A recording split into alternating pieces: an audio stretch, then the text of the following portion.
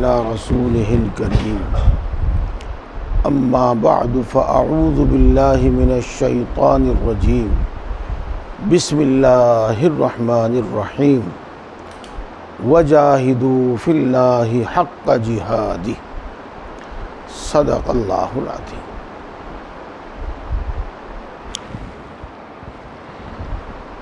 محترم بزرگوں اور دوستو، اللہ کا فضل، اللہ کا احسان ہے، ہمارے دل میں دین کی عظمت ہے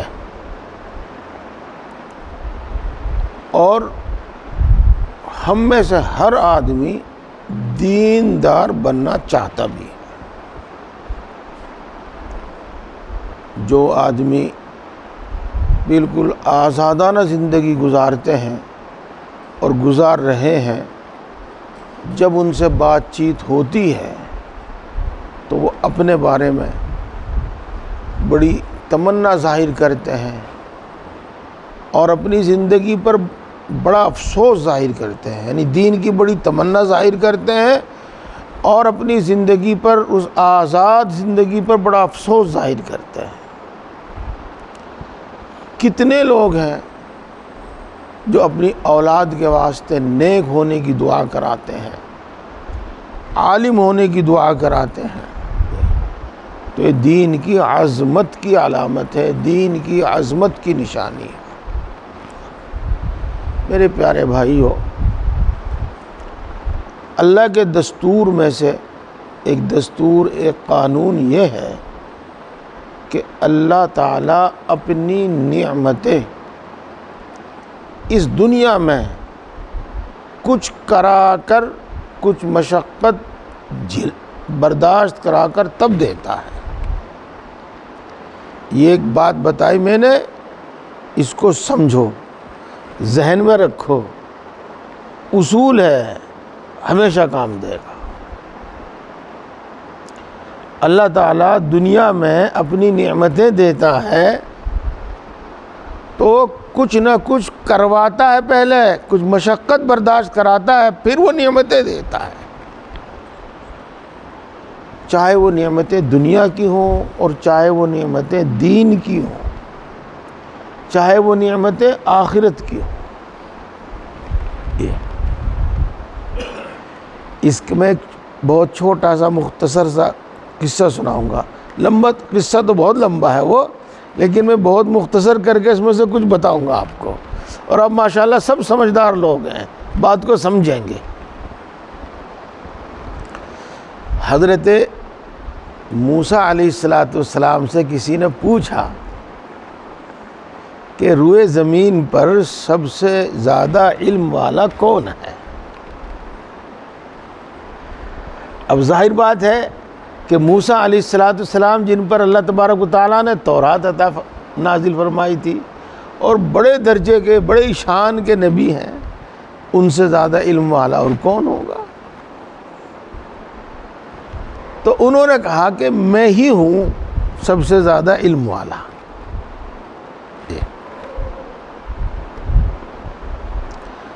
اس کے بعد اللہ تعالیٰ نے ان کے پاس وحی بھیجی اور یوں فرمایا کہ اے موسیٰ، روئے زمین پر ہمارا ایک ایسا بندہ بھی ہے جن کے پاس وہ علم ہے جو تمہارے پاس نہیں ہے۔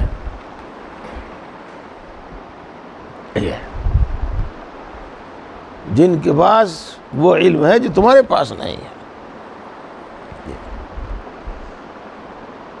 بس اتنی سی بات بتائی اور پھر حکم دیا موسیٰ علیہ السلام کو کہ تم فلاں جگہ جہاں دو دریا، دریائے شور اور دریائے شیری ملتے ہیں، وہاں جاؤ اور وہاں ہمارے ایک بندے سے ملاقات ہوگی تمہاری،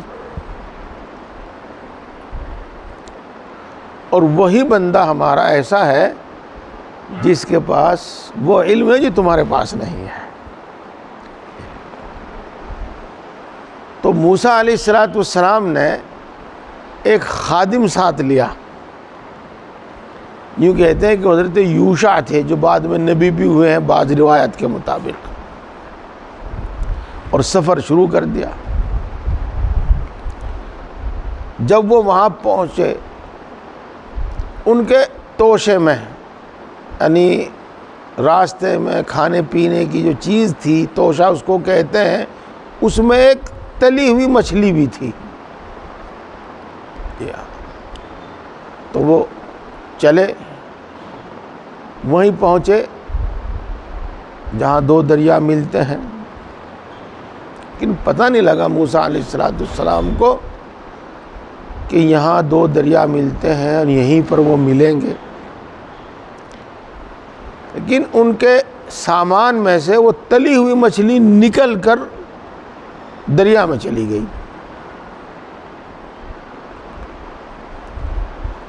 موسیٰ نے پھر سفر شروع کر دیا آگے۔ راستے میں جا کر بھوک محسوس ہوئی اور خادم سے کہا کہ یہ توشہ ہے، مچھلی ہے، ذرا نکالو کھا لیتے ہیں کچھ۔ تو خادم نے کہا کہ یہاں تو کچھ نہیں ہے، ایک مچھلی تھی جو تلی ہوئی، وہ تو فلاں جگہ سامان میں سے نکل کے دریا میں چلی گئی تھی، اور میں آپ کو بتا نہیں سکا، مجھے آپ کو بتانا یاد نہیں رہا۔ موسیٰ علیہ السلام نے فرمایا کہ چلو واپس چلو، وہیں پر جہاں وہ مچھلی دریا میں گئی تھی وہیں پر ہمیں وہ آدمی ملے گا جس کی ہم تلاش میں نکلے ہیں۔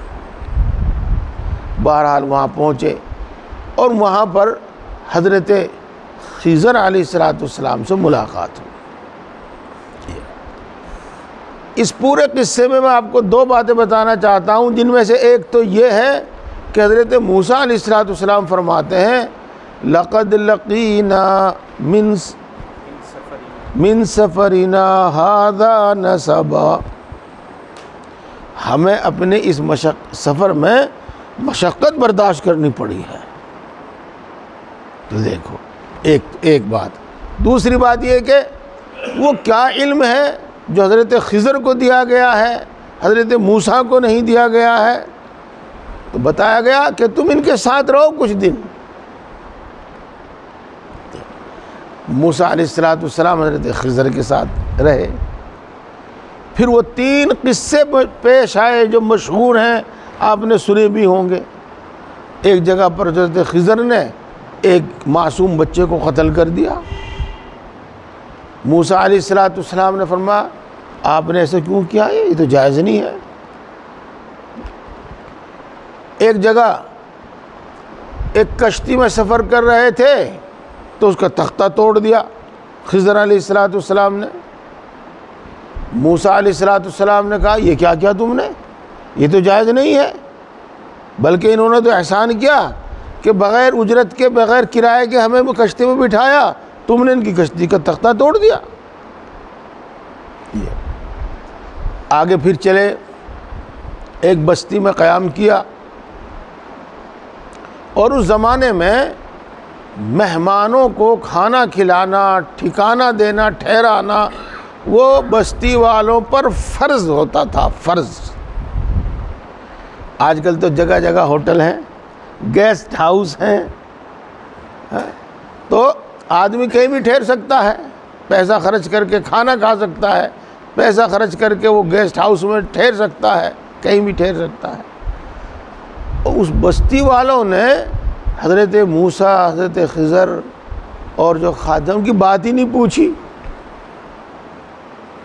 وہاں سے جو گزر جا رہے تھے تو ایک دیوار گرنے والی تھی، حضرت خضر نے کمر لگا کے اس دیوار کو سیدھا کر دیا۔ حضرت موسیٰ علیہ السلام نے پوچھا آپ نے ایسا کیوں کیا؟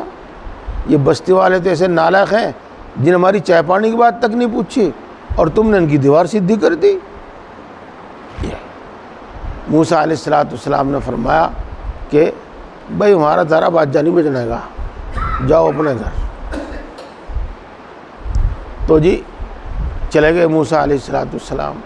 چلنے سے پہلے خضر علیہ السلام نے بتایا کہ بچہ میں نے اس لیے قتل کیا تھا کہ وہ اپنے ماں باپ کے کفر کا سبب بنتا،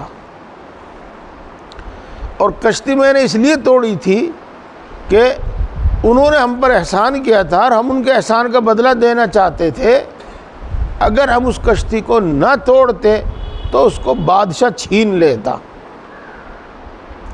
ہم نے توڑ دی، عیبدار کر دی، تو وہ اب بادشاہ اس کو نہیں چھینے گا۔ اس کی کشتی بچا دی ہم نے، اور وہ دیوار ہم نے اس لیے سیدھی کر دی کہ اس دیوار کا مالک بہت نیک آدمی تھا۔ اس دیوار کے نیچے خزانہ دبا ہوا ہے، تو اگر وہ بچے یتیم ہیں، چھوٹے ہیں، اگر وہ دیوار ابھی گر گئی تو خزانہ تو لوٹ لیں گے لوگ، کون دے گا؟ کوئی جو اس کا وارث ہوں گے، جو ان کے سرپرست ہوں گے، وہی چاٹ جائیں گے سارا، وہی دبا لیں گے سارا، وہ کہاں دیں گے ان کو؟ اس لیے ہم نے دیوار فی الحال سیدھی کر دی کہ جب یہ جوان ہوں، اور اس زمانے میں پھر دیوار گرے ہوئے رہا یا کسی بھی طریقے سے ان کا خزانہ ان کو پہنچا۔ خیر، اس میں آپ کو بتانا چاہتا ہوں کہ وہ علم جو حضرت موسیٰ علیہ السلام کو نہیں معلوم تھا، حضرت خضر علیہ السلام کو وہ علم حاصل تھا، تو اللہ تبارک و تعالیٰ نے وحی کے ذریعے یہ تو بتایا کہ تمہارے سے زیادہ علم والا ہے ایک آدمی، لیکن یہ نہیں بتایا کہ وہ علم کیا ہے ان کے پاس۔ وہ علم ان کو جبھی میسر ہوا جب انہوں نے سفر کیا اور کچھ دن خضر علیہ السلام کے ساتھ رہے۔ دیکھو دوستو، یوں تو میں آپ آس پاس کے قصوں سے بھی یہ بات آپ کو سمجھا سکتا تھا، لیکن قرآن پاک کے قصے سے میں نے آپ کو یہ بات سمجھائی تاکہ بات اچھی طرح یقین کے ساتھ دل میں اتر جاوے، اور یہ بات اصول کے طور پر ہمارے ذہن میں آ جاوے کہ اللہ تبارک و تعالیٰ کی عادت، اللہ کا دستور، سنت اللہ یہ ہے کہ وہ اپنی نعمتیں کچھ مشقت برداشت کرانے کے بعد دیتا ہے۔ امید ہے کہ میری بات خوب اچھی طرح سمجھ میں آ گئی ہوگی۔ اب ہم آگے چلتے ہیں۔ اللہ تبارک و تعالیٰ نے رمضان المبارک کے روزے ہمارے ذمہ فرض کیے، اور اس کے ساتھ ساتھ رات میں تراویح پڑھنا سنت قرار دیا۔ حدیث پاک میں آتا ہے کہ رمضان المبارک کے روزے اللہ نے فرض کیے اور رات کا قیام میں نے تمہارے واسطے سنت قرار دیا۔ ثواب کی چیز بنایا ایک میں یہ لفظ ہیں۔ بہرحال یہ دو کام اللہ نے متعین کیے۔ روزے کا فائدہ بھی اللہ تبارک و تعالیٰ نے قرآن پاک میں بیان کیا کہ روزے اس لیے فرض کیے گئے ہیں تاکہ تم متقی اور پرہیزگار بن جاؤ۔ یہ بات آپ نے وعظ میں، تقریر میں خوب سنی ہے، میں نے بھی بیان کی تھی رمضان سے پہلے۔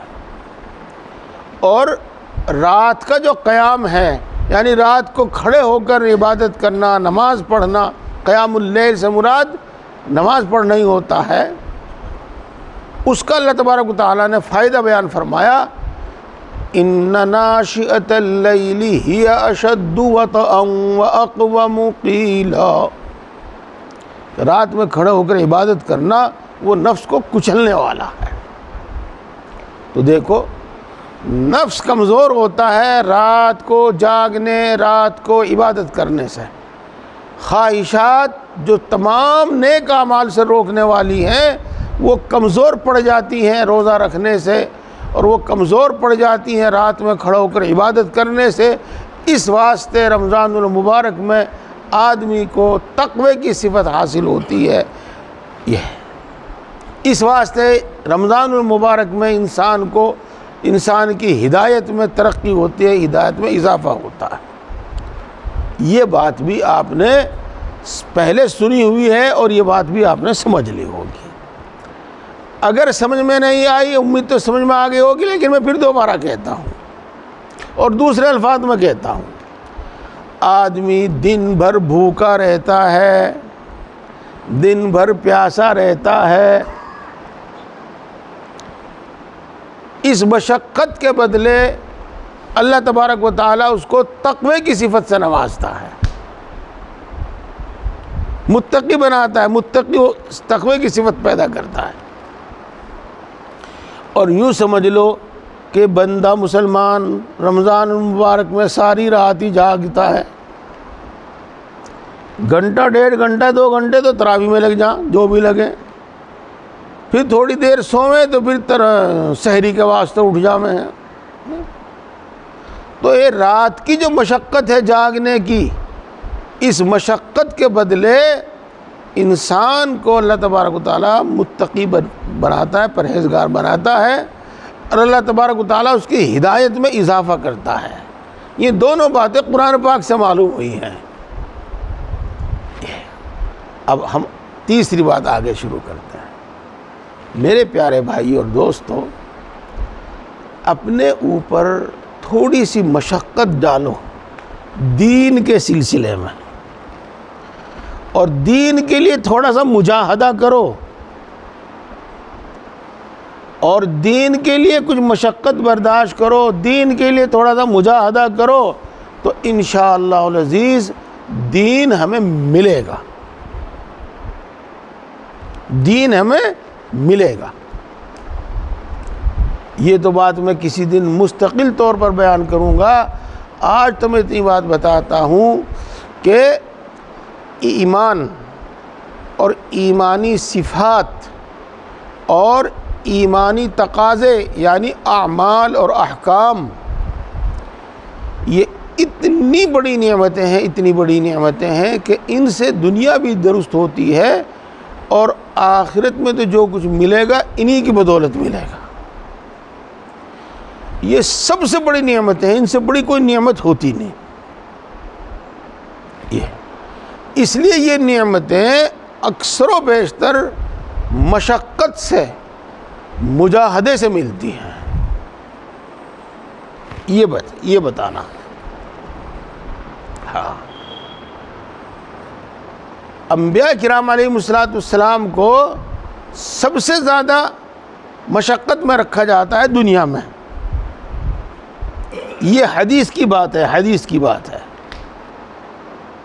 کہ سب سے زیادہ ابتلا، آزمائش اور مشقت کی زندگی انبیاء کی زندگی ہوتی ہے، اور پھر جو انبیاء سے جتنا قریب ہوتے ہیں اتنی ان کی زیادہ زندگی مشقت والی ہوتی ہے۔ جی ہاں، رسول اللہ صلی اللہ علیہ وسلم نے ارشاد فرمایا کہ تمام انبیاء میں سب سے زیادہ مشقت والی زندگی میری رہی، سب سے زیادہ آزمائش اور امتحان والی زندگی میری رہی۔ ہاں، اور اس کے عوض میں، اس کے بدلے میں اللہ تبارک و تعالیٰ ان کو علم عطا فرماتا ہے، عمل عطا فرماتا ہے، ایمان اور ایمان کی صفات عطا فرماتا ہے، ایسی صفات جو کسی کو حاصل نہیں ہوتی، ایسا ایمان جو کسی کو حاصل نہیں ہوتا، ایسا تقوی جو کسی دوسرے کو حاصل نہیں ہوتا۔ چنانچہ وحی کے ذریعے اللہ تبارک و تعالیٰ ان کو ہر علم عطا فرماتا ہے جس علم کی ان کو ضرورت ہوتی ہے، اور اللہ تبارک و تعالیٰ انبیاء کرام علیہ السلام کو نبوت ملنے سے پہلے بھی اور نبوت ملنے کے بعد بھی اپنی ہر نافرمانی سے محفوظ رکھتا ہے، ہر گناہ سے محفوظ رکھتا ہے۔ اور اللہ تبارک و تعالیٰ انبیاء کرام علیہ السلام کو وہ ایمانی صفات جس کو صبر کہتے ہیں، شکر کہتے ہیں، جس کو توکل کہتے ہیں، جس کو اللہ کے فیصلوں پر راضی رہنا، رضا بر قضا کہتے ہیں، اخلاص کہتے ہیں، خوف، محبت، اللہ کا خوف، اللہ کی محبت، یہ وہ ایمانی صفات ہیں۔ یہ انبیاء کرام علیہ السلام کو ایسی عطا کی جاتی ہے، اتنی کسی کو نہیں عطا کی جاتی۔ ہمیں بھی دین کے واسطے تھوڑی سی مشقت برداشت کرنی چاہیے۔ اب ایک مشقت تو ہے غیر اختیاری جو ہمارے بس میں نہیں ہے، اور ایک مشقت ہے ہمارے اختیار میں۔ ہماری غیر اختیاری مشقت کیا ہے؟ اللہ تبارک و تعالیٰ کسی پر رنج و غم مسلط کرتا ہے، حزن مسلط کرتا ہے، رنج و غم، اور پھر اس سے اس کے درجات بلند کرتا ہے۔ سن لو، پھر اس سے اس کے درجات بلند کرتا ہے۔ اللہ تبارک و تعالیٰ کسی کو بیماری میں مبتلا کرتا ہے، کسی کو غلامی میں غلام بنا دیتا ہے، اور کسی کو اللہ تبارک و تعالیٰ تنگ دستی میں مبتلا کر دیتا ہے، کسی کو اللہ تعالیٰ ظالموں کے پنجے میں شکنجے میں کس دیتا ہے، اور پھر اس کی بنا پر اللہ ان کے درجات بلند فرماتا ہے۔ یہ ایک مجاہدہ ہے، یہ ایک مشقت ہے جو غیر اختیاری ہے، اور اس سے بھی ایمان اور ایمانی صفات میں ترقی ہوتی ہے، ایمان بڑھتا ہے، ایمانی صفات اس کو اندر پیدا ہوتی ہیں، جو پہلے سے اس کے اندر ایمانی صفات موجود ہوتی ہیں اس میں ترقی ہوتی ہے۔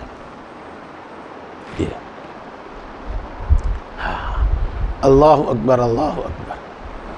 میں نے سنا ہے اپنے بزرگوں میں سے ایک بزرگ کے بارے میں، انہوں نے فرمایا کہ جب بھی میرے اوپر کوئی حالت آتی ہے، مشقت، ذلت وغیرہ، تو کوئی نہ کوئی علم عطا ہوتا ہے۔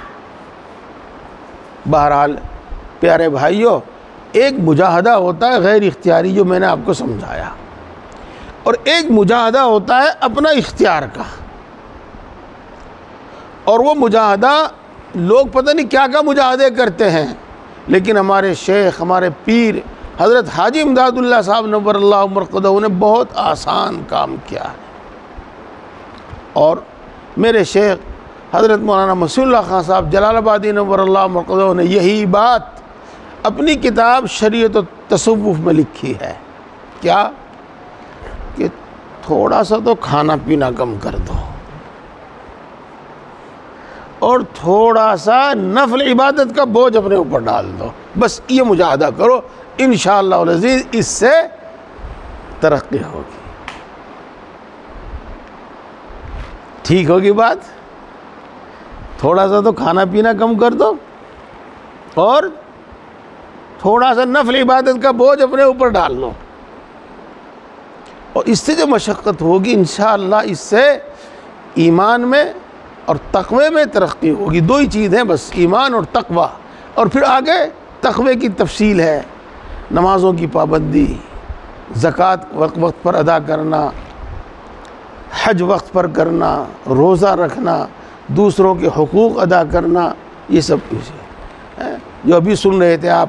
اللہ کا خوف یہ ایمانی صفت ہے، اللہ کی محبت ایمانی صفت ہے، توکل اللہ کی ایمانی صفت ہے، صابر ہونا، شاکر ہونا، صبر و شکر یہ ایمانی صفات ہیں۔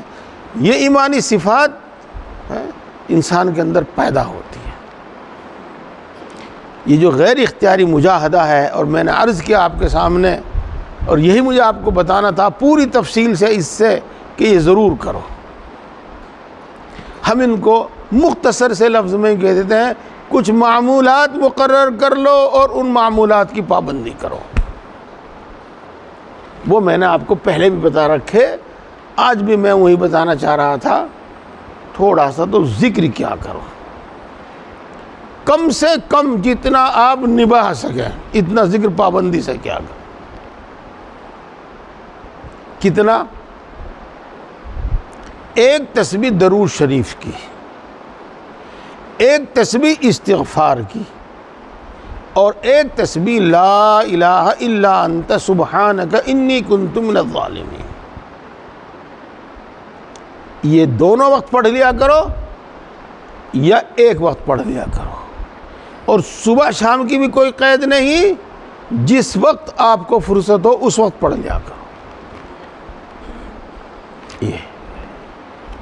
یہ مجاہدہ ہے، اور اس کا وہ فائدہ ہے جو میں نے آپ کو بتایا، اور اس کے ساتھ ساتھ درود شریف کے کتنے فائدے ہیں وہ ہم نے فضائل درود شریف میں سنے ہیں۔ اس کے ساتھ ساتھ استغفار کے کتنے فائدے ہیں وہ ہم سنتے رہتے ہیں۔ اس کے ساتھ ساتھ لا الہ الا انت سبحانک انی کنت من الظالمین کی تاثیر ہے مشکلات سے، مصائب سے، مشکلوں سے، مصیبتوں سے نجات۔ یہ اور تو کچھ زیادہ نہیں کہتا، میں ایک ہی بات بتا رہا ہوں بس اس وقت، پڑھیے گا۔ اذ ذهب وظنون اذ ذهب مغاضبا فظن ان لن نقدر عليه فنادى في الظلمات أن لا إله إلا أنت سبحانك إني كنت من الظالمين فنجيناه من الغم وكذلك ننجي المؤمنين. اور وہ مچھلی والا جب غصہ ہو کے بھاگ گیا جی، پھر اس نے دریا کے اندھیریوں میں ہمیں پکارا اور کہا لا الہ الا انت سبحانک انی کنت من الظالمین، تو ہم نے اس کو غم سے نجات دے دی. آگے کیا ارشاد فرمایا؟ وَكَذَلِكَ نُنْجِي الْمُؤْمِنِينَ، جیسے ہم نے اس مچھلی والے کو غم سے نجات دی، ہم ایمان والوں کو بھی ایسے ہی نجات دیتے ہیں. وَكَذَلِكَ نُنْجِي الْمُؤْمِنِينَ. اس لیے میرے بھائی، میرے شیخ حضرت مولانا مسیح اللہ خان صاحب جلال آبادی نور اللہ مرقدہ یہ فرمایا کرتے تھے، معمولات میں لکھا ہے، اس کے تعلیم فرمایا کرتے تھے، اور خاص طور سے فرمایا کرتے تھے کہ مصائب کا، آلام کا زمانہ ہے یہ، اس میں ایک تسبیح کا معمول رکھنا چاہیے. یہ اور دوستو، فجر میں اور عصر میں ہم یہ تسبیح پڑھتے ہیں، اس کو تسبیح فاطمی کہتے ہیں. باقی جو 3 نمازیں ہیں، ظہر، مغرب، عشاء، سب سنتوں سے، نفلوں سے فارغ ہو کر یہ تسبیح اس وقت بھی پڑھ لیا کرو. باقی 3 نمازوں میں بھی یہ تسبیح پڑھ لیا کرو. یہ اور اس کے ساتھ جس وقت بھی آپ کو فرصت ہو، اور بہترین وقت اس کا تہجد کا وقت ہے. چلو اگر زیادہ سویرے نہیں اٹھتے تو اذان پر تو ہر مومن، ہر مسلمان کو اٹھ جانا چاہیے. فجر کی اذان سن کر تو ہر مومن، ہر مسلمان کو اٹھ جانا چاہیے. اور اس کے بعد ہی صحیح بہتر ہے گھر پہ تنہائی میں. گھر پہ ایسا انتظام نہیں ہے تو مسجد میں آ جاؤ، کوئی بات نہیں. تنہائی کا یہ مطلب نہیں کہ کوئی نہ دیکھے، بلکہ فرصت اور تنہائی کا مطلب یہ ہے کہ اس وقت نہ نیند کا تقاضا ہو، نہ بھوک کا تقاضا ہو، نہ کسی کام کا تقاضا ہو، نہ آرام کا تقاضا ہو. ایسے وقت میں 3 تسبیح پڑھ لیا کرو. لا الہ الا اللہ، لا الہ الا اللہ، لا الہ الا اللہ. یہ 3 تسبیح پڑھ لیا کرو. جب کہو لا الہ تو یہ سوچو کہ غیر اللہ میرے دل سے نکل گیا، اور جب کہو الا اللہ تو یہ سوچو کہ اللہ کی محبت میرے دل میں بیٹھ گئی، اللہ کی محبت میرے دل میں جم گئی. زبان سے لا الہ الا اللہ کہتے رہو، اور دل دماغ سے یہ بات سوچتے رہو جو میں نے آپ کو بتائی.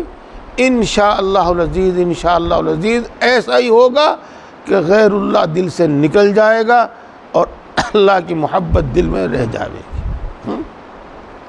دیکھو انشاءاللہ سبھی سمجھیں گے، علماء جلدی سمجھ جائیں گے.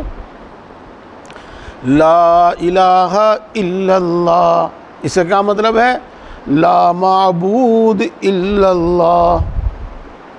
جی، اور پھر یہ لا الہ الا اللہ کہتے کہتے غیر اللہ میرے دل سے نکل گیا تو پھر کیا ہوتا ہے؟ لا مقصود الا اللہ، میری کوئی تمنا نہیں ہے اللہ کے سوا، اللہ کو پانے کے سوا میری کوئی تمنا نہیں ہے. پھر آگے سے بڑھ کر لا موجود الا اللہ، دنیا میں بس اللہ ہی کا وجود ہے اور کسی کا وجود ہے ہی نہیں، اور اس کو ہر چیز میں اللہ کی صفت نظر آتی ہے. ہر چیز میں اللہ کی صفت نظر آتی ہے. اللہ کی طاقت، اللہ کی قدرت اس کو ہر چیز میں کار فرما نظر آتی ہے. یہ مثال کے طور پر اس نے سورج نکلتے ہوئے دیکھا تو اس کو اللہ کی قدرت نظر آتی ہے. دیکھو اللہ نے کیسا نظام بنایا ہے. ہر روز مقررہ وقت پر نکلتا ہے, کبھی آگے پیچھے نہیں ہوتا, اور سورج نکل کر ساری دنیا کو کیسے روشن کر دیتا ہے. اور صرف روشن ہی نہیں کرتا بلکہ اس سے گرمی جو بنتی ہے اس سے پتہ نہیں کیا کیا فائدے اس مخلوقات میں ہوتے ہیں. ہر چیز میں اللہ کی طاقت قدرت نظر آتی ہے اس کو. یہ پنکھے چل رہے, گھر میں اے سی لگا ہوا ہے, اللہ کی قدرت نظر آتی ہے اس کو. دیکھو اللہ نے انسان کو کیسا دماغ دیا. دیکھو اللہ تبارک و تعالیٰ نے اس مادے میں, مادہ نیچر مادہ کیا کیا چیزیں رکھی ہوئی ہیں کہ انسان نے ان کو تلاش کر کے اور کیسے آرام کی چیز بنا دی. گھر میں بیٹھے اندر سب کچھ بند کر رکھا ہے, اور کیسی ٹھنڈی فضا, ٹھنڈا موسم, کیسا اچھا موسم ہے. آج میں نے الارم نہیں لگایا تھا, ابھی تو وقت ہوا بھی نہیں. ہاں, تو اللہ کی قدرت نظر آتی ہے ہر چیز کو. اپنے اندر اللہ کی قدرت نظر آتی ہے, ایک چیز میں نہیں, ہزاروں چیزیں میں. آپ 3-4 سال کے ہوں گے اور اب ماشاءاللہ 60-70 سال کے ہو گئے. بچپن کی باتیں بہت ساری اب تک یاد ہے, بہت ساری باتیں یاد ہے بچپن کی. اب کیا لگایا اللہ میں نے یہاں سی, دکھائی تو کچھ دیتا نہیں. اگر صرف پھوڑ کے دیکھو تو وہ بھیجا نکلے گا اور کچھ نہیں نکلنے گا. لیکن پتہ نہیں کیا رکھا اس میں کہ کتنی باتیں یاد ہیں, کتنی باتیں یاد ہیں. ہر چیز میں اللہ تبارک و تعالیٰ کی قدرت, اللہ تبارک و تعالیٰ کی صفت نظر آتی ہے. تو لا موجود الا اللہ. دوستو یہ صرف ویسی بات نہیں, یہ ذکر کے اثرات ہیں, یہ لا الہ الا اللہ کے اثرات ہیں جو انسان کے اندر پیدا ہوتے ہیں. اس لیے 3 تسبیح لا الہ الا اللہ کی اس طرح پڑھ لیا کرو. یہ تو ہوگا ذکر کا معمول. ہیں اور بھی, اور میں نے آپ کو بتا بھی رکھے ہیں, لیکن میں مختصر سے مختصر بتا رہا ہوں جس کی ہر آدمی پابندی کر سکے. ایک معمولات میں سے ایک معمول کیا ہو, چلتے پھرتے اٹھتے بیٹھتے جب تک آدمی اپنے کام میں مصروف ہے, اپنے کام میں مصروف رہے, جب تک آدمی ضروری باتوں میں مصروف ہے اپنی ضروری باتیں کرے, اور جب تھوڑی فرصت ملے تو فوراً اللہ کی طرف متوجہ ہو کے کوئی نہ کوئی ذکر کرنے لگے. اور الحمدللہ یوں تو ہر مسلمان کی, لیکن خاص طور سے نیک مسلمانوں کی آپ نے عادت دیکھی ہوگی, کبھی وہ بیٹھے بیٹھے اللہ, کبھی کہ بیٹھے بیٹھے استغفر اللہ, کبھی الحمدللہ, کبھی کچھ نہ کچھ بولتے رہتے ہیں. اور بولنا بھی چاہیے. تو ایسے تو کچھ نہ کچھ ذکر کرتے رہو, اور وہ ذکر یہی ہے لا حول ولا قوت الا باللہ العلی العظیم. اسی کا ترجمہ ہے وہ جو دعا میں کرتا ہوں, تیرے سوا کسی میں کوئی طاقت, کوئی مجال ہے ہی نہیں. اسی طریقے سے الحمدللہ, لا الہ الا اللہ, استغفر اللہ, یا حی یا قیوم برحمتک استغیث. تو کوئی نہ کوئی ذکر کرو. یہ ذکر کی عادت کی بات ہو گئی. اور دوستو دوسری چیز, جو حضرات ایک پارہ بھی پڑھے ہوئے ہیں, بلکہ میں تو اس سے کہوں ایک پاؤ پارہ بھی جن کو یاد ہے, وہ بھی روزانہ ضرور قرآن پاک پڑھا کریں. ضرور قرآن پاک پڑھا کریں. ایک پارہ پڑھو, آدھا پارہ پڑھو, پاؤ پارہ پڑھو, ایک رکوع ہی کیوں نہ پڑھو, روزانہ پڑھو. ضرور بھی ضرور پڑھو، اس کے ثواب، اس کے فائدے ان گنت ہے۔